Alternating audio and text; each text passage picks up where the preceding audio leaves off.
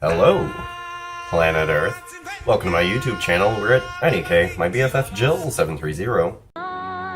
Okay, my BFF Jill 730. I'm Preston L. Young, wishing you warm salutations and congratulations. As always, you've made your way to the Buffington Post. Today I'll be continuing my Season 9 coverage of the Buffyverse with Buffy the Vampire Slayer Season 9, issue number 17. It's Welcome to the Team, Part 2. But first, previously on Buffy the Vampire Slayer. Buffy destroyed magic and Willow went off to go and fix it. She's doing her own thing in her own book. She tried to be a coffee girl, she found out she was pregnant. She tried to be not pregnant, she found out she's a robot. She tried to be like a government agent and found out she had to be the Slayer. Which of course means going after the Zompires, the kind of feral, just animalistic vampire zombies that have come about since the Seed of Wonder was destroyed. She got back to her mission with the help of Billy the Vampire Slayer and Detective Dowling, who has kind of helped to put into place this vampire task force now that everybody knows about magic, or the lack thereof. So this one super zompire, who was like extra strong for some reason, and Buffy seems to have recognized from before she was made a zompire, was giving them a run for their money, and Buffy, Dowling, and Billy went in to figure out what the what was and try and get some answers and take out the zompire nest when Buffy was teleported away from the situation, leaving Billy and Dowling to die. Buffy was teleported to LA by Illyria, who, by the way, has all of its power back. If you want to catch up on that, you can check out my Season 9 coverage of Illyria Haunted. Illyria has apparently joined with some kind of council and is demanding that Buffy join them or die. Also, Dawn has the flu, and Buffy's roommate Anahi is looking super sketchy. That's what you need to know, and with no further ado, let's jump into Buffy the Vampire Slayer, Season 9, issue number 17. It's Welcome to the Team, Part 2. Here we go.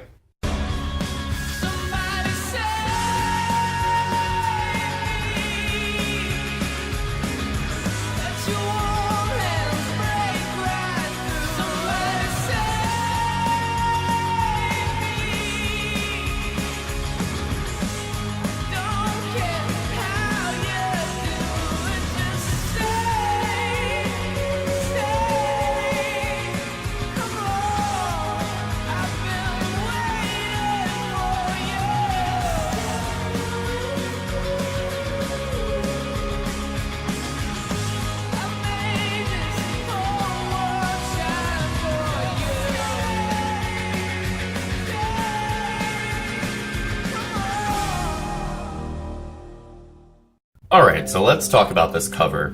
It's a pretty great likeness of both of these actresses who portray these characters, but hola, chola, because Buffy's lips look like they have lip liner on them, and it just looks super like chola, so there's that.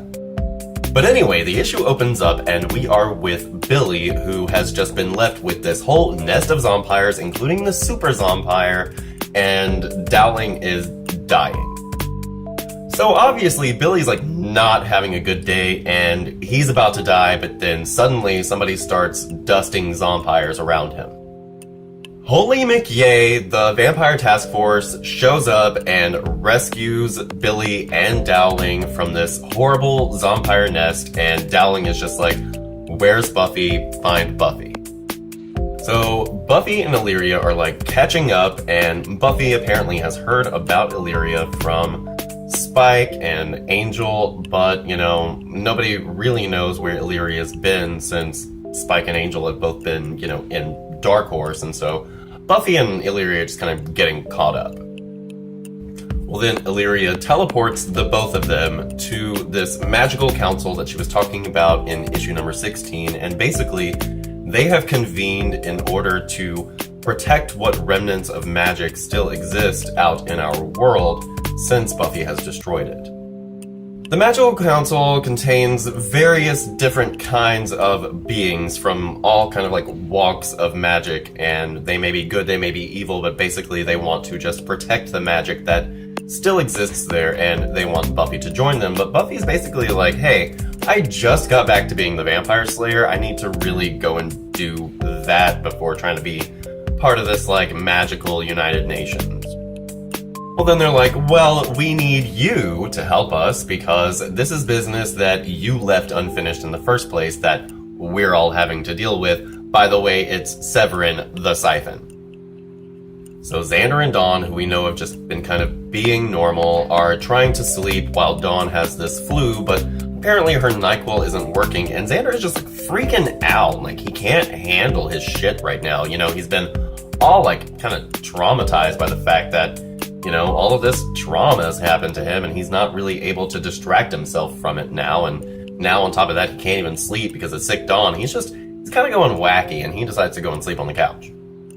So he's not happy to get a call from Billy talking about how Dowling is, like, dying in the hospital. Right, so again, Billy is not having a good day. Buffy's gone, he's committed himself to this whole cause. Now his, like, mentor has just disappeared, and then his other mentor, this Dowling character, is, like, about to die, and he doesn't have anybody to turn to. He doesn't know what's up, what's down. He just knows that, like, shit is bad, and then Xander and Dawn meet him at the hospital.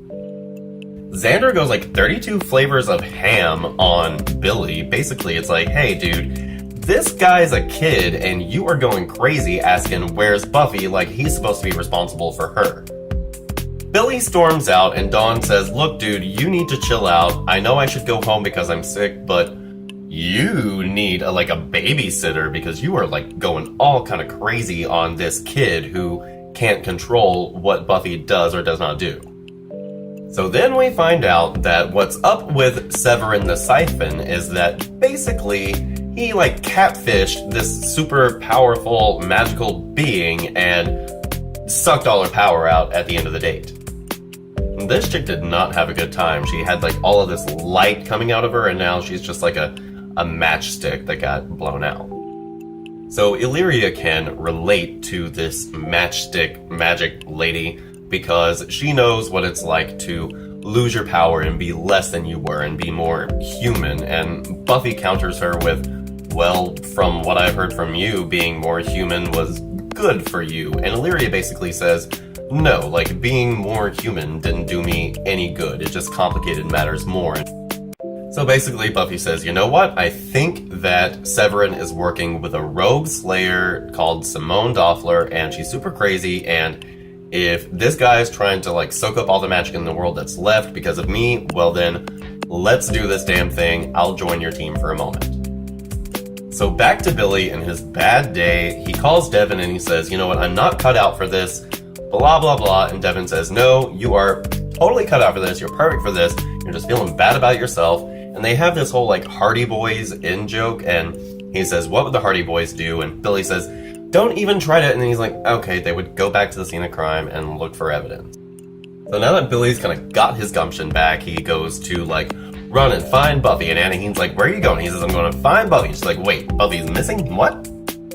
So Illyria informs Buffy that since they've got a plan on how to catch the siphon, they have employed somebody else to come along and help them. And Buffy thinks it's going to be Spike, but it's Co and not Spike. And of course, Buffy is still, like, healing from where Co all sliced up her forehead, but Co is there playing with the Magical Council because Illyria has promised it answers on who imprisoned him in the first place.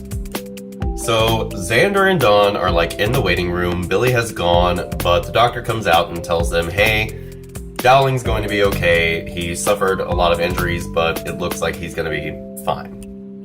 So as we're getting the news about this, you know, Dawn, she's had this flu, and then she starts to, like, not even black out, but white out, and Dawn just loses consciousness, and okay, Dawn.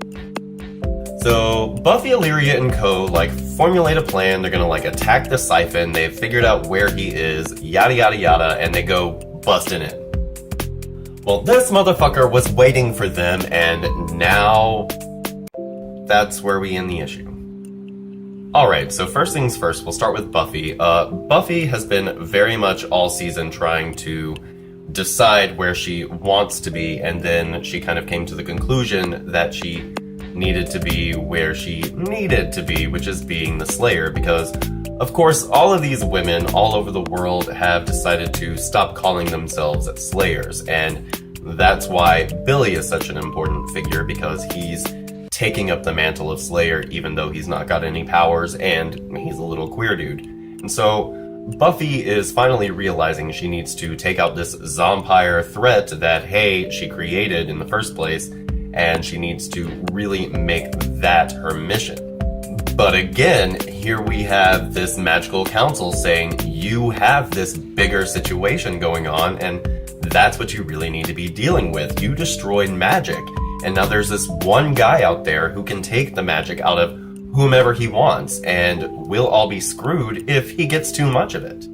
Buffy has, all through the beginning of season 9, been making it about Buffy. Like, what's in it for me? Like, what do I get out of this? What do I gain from this magicless world, rather than what does the world need now that it doesn't have magic? Well, it needs Buffy, and it really needs her to think about the consequences of her actions. And that's where Illyria comes in and says, these human parts of me, they made me weaker. I am a more perfect version of myself now that I've got my magic back in me, and now that I am more fully myself. Like, those human limitations on me really weighed me down. And that's not something we get a lot in the Buffyverse, but it's really important here because Buffy tried to make her life entirely human. She thought that she could just have one part of herself. And again, she has been all season trying to have this one part of herself. And she finally decided to be Buffy the Vampire Slayer, but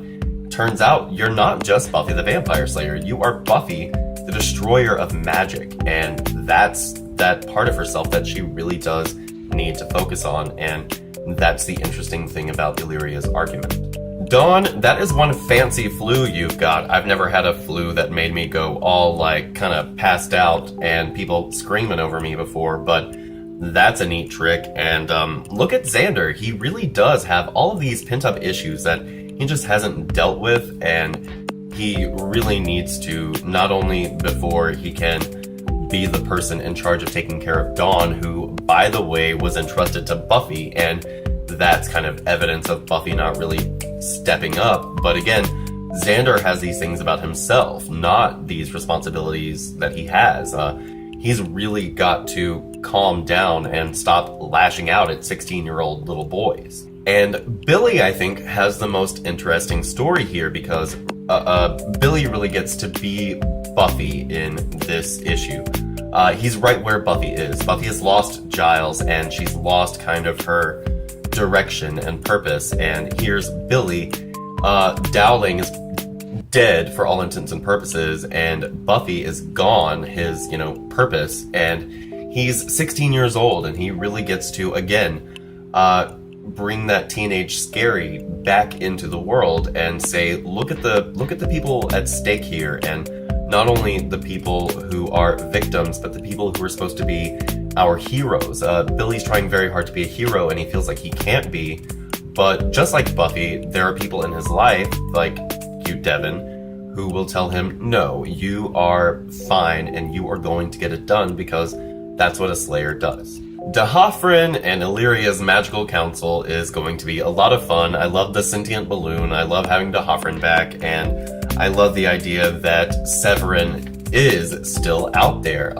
It's just something that they kind of dropped when Buffy decided not to be a robot anymore, but these larger consequences to this world that Buffy has made are still very present, and they need to be dealt with sooner rather than later. So yeah, honestly, I really like this issue. I think it's got a little bit of everything. It's got the Buffy and Angel worlds coming together very clearly, and it's just got a lot of what Season 9 is all about, as far as what is power, what does magic really mean for our world, and what are our characters really going through in this world without magic. And it's all really coming to a head. And it's all just gonna go straight through from here.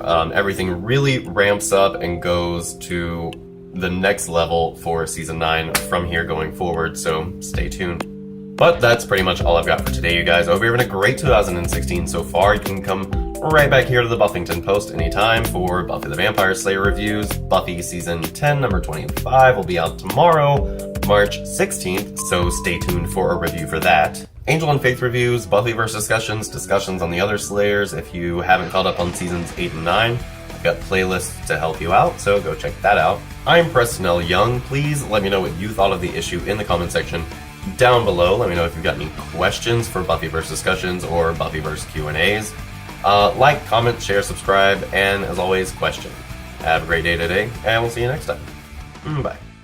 My BFF. Joe? 730.